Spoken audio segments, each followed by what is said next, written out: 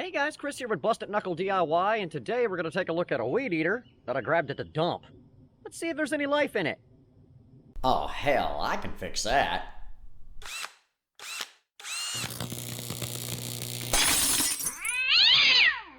Honey! Can you bring me a Band-Aid, please? Okay, so the other day at the dump, I happened to notice this gas weed eater sitting on the ground, and it looked pretty complete. A lot of times you see them in there, they're missing the bump head, the handle's gone, the air breather cover's gone. This one's got all that stuff on it. And all in all, it looks in pretty fair shape. I grabbed it real quick, pulled the cord, the motor turns over. Now you can see the primer bulb is completely shot, and the fuel lines are, rotted off / gone. But what we're going to do, guys, is see if there's any life in it. So what we're going to do is we're going to take this air breather cover down, spray a little shot of ether in there, pull it over a few times, and see if the motor will even sputter on it. And if it does, cool. Maybe we'll throw a few bucks at it, put a new carburetor and fuel lines and stuff on it. And if not, I can always take it right back to the dump. All right, guys, we're going to test and see if this thing's got any life in it. So the first thing that we're going to do is go ahead and push the clip down and take the air breather cover off. That filter has definitely seen better days. And what we got here is a can of starting fluid. This is available at Walmart, any home improvement store, any auto parts store. We're just going to spray a little bit of this straight into the throat of the carburetor and pull this thing over a few times and see if the motor does anything at all. So anyway, here we go. Just a little bit. We'll set the choke on it.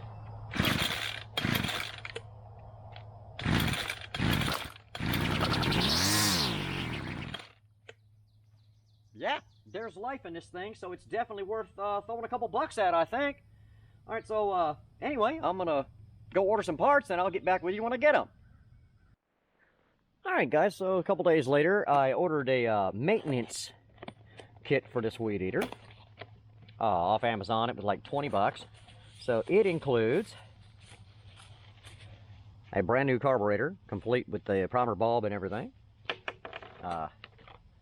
The gaskets for the carb, new spark plug, fuel filter, some new fuel lines, and a new air filter. So we've got all the parts here that we need, hopefully, to breathe a little life back in this bad boy. So let's get right at it. Let me move you over here a little closer to the weed eater, so hopefully you can see what I'm doing. Okay, so this, we're just going to kind of put that in the middle for the time being. There's a little tab up at the top. We're going to push down on that and take the air filter cover off. Here's the old filter. It's pretty crappy. Now inside there, and there's lots of different mountings on these type of weed eaters. There's two 3/8 nuts that we're going to use to take this carburetor and plate off of it. So if I can get the nut driver in there. There we go.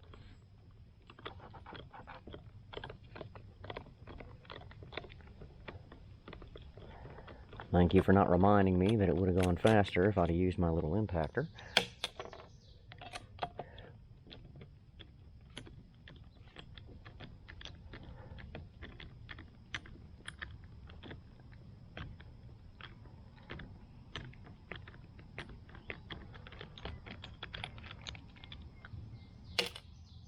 Alright, so those nuts are off. So we're going to pull the plate. Okay, and the stop button is right there. We're just going to leave it connected. We don't need it or anything like that. Again, our fuel lines are already off, so we don't have to do anything with that. So we're just going to ease the carburetor off. Unhook the little fuel line, or unhook the throttle cable, rather. Okay, so that carb is off. And you can see the little gasket that's on the back of that there. So we're going to find our little corresponding one.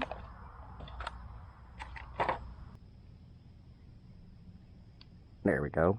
Lines up with the air hole there. Hopefully you can see it. So we'll slide our gasket in place. Go ahead and hook our throttle cable up. No, it was in the second one on the other carb. Slide that in there. All right, there is no gasket on the face of this, so they're supposed to be. So we'll put that one on. A little dirty, but not too bad off. And we're going to move the choke lever kind of out of the way there.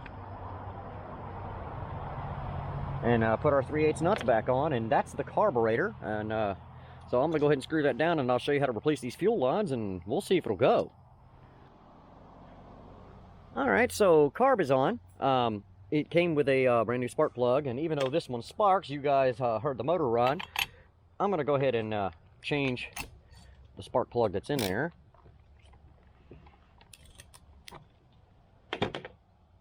Because we've got a brand new one, so we might as well change it.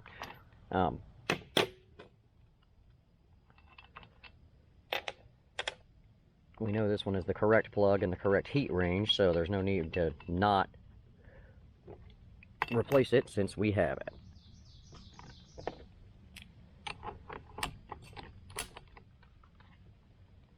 Alright, there's that.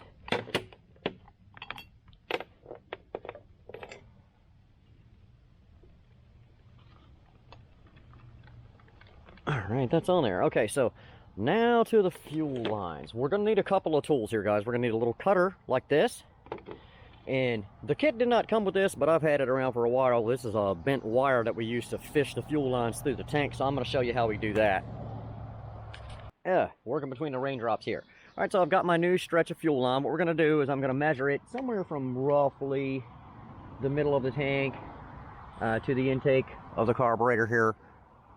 Like that, and then add a couple inches because we can always trim it down to size after the fact. So I'm gonna add it a couple inches here, and what we're gonna do is I'm gonna cut it on a pretty steep angle.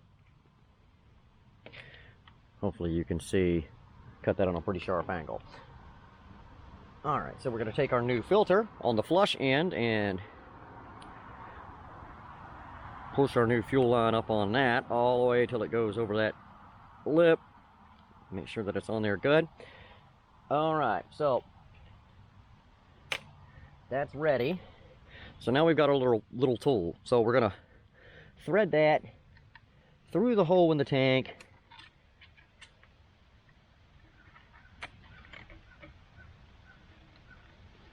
And pull it out the side here. Hopefully you can see. And then where I cut that pretty steep angle, we're gonna literally punch a hole through the fuel line with the wire. I don't know, may have to finish this one another day, guys. The rain's really picking up. Alright, so I did that. And then we're gonna use the tool to fish the fuel line back through the tank like that.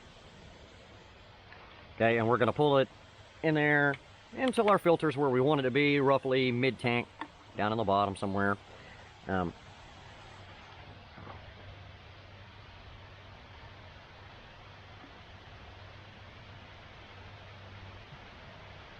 That looks pretty good. Now we'll go ahead and trim the length on this. Cut that hose off.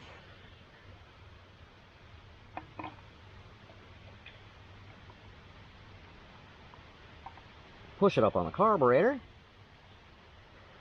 There we go. A little extra, never hurt anybody. And then the other end that we beveled off, we're gonna feed that down in the tank. That's for the return and the primer. And that beveled end really helps you get it down in there. To get it started. Again, we're just gonna roughen the length here.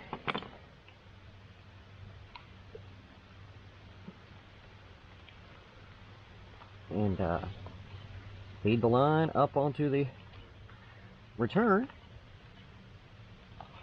There we go. Alright, so there's the new fuel lines that run it.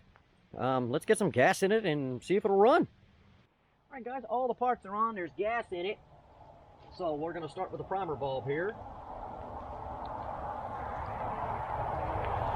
6, 7, 8 maybe. Set the choke to down. pull the throttle. All right, set the choke to off.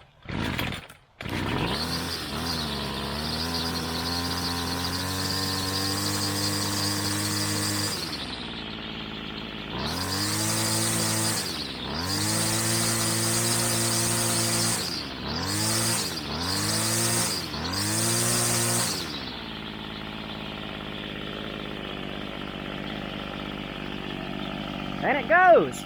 Let's see if it cuts.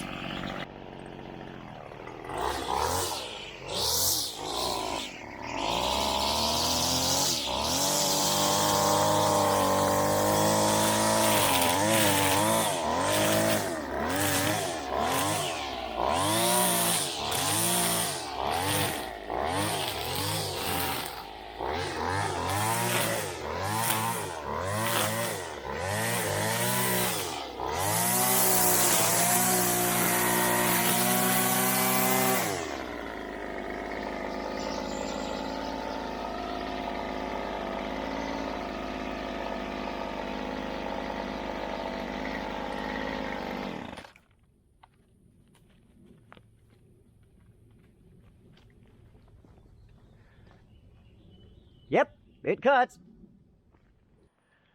Yeah, guys, there you have it. Like 20 bucks for that tune-up kit on this weed eater that, again, we found at the dump. It was absolutely free. And we've got a good running gas weed eater. With the price of things these days, I call that a steal. So again, $20, a little DIY know-how, and we got this bad boy back together. The process on this is going to be more or less the same for most gas weed eaters. Again, sometimes the carbs are held on with screws, sometimes they have nuts like this one.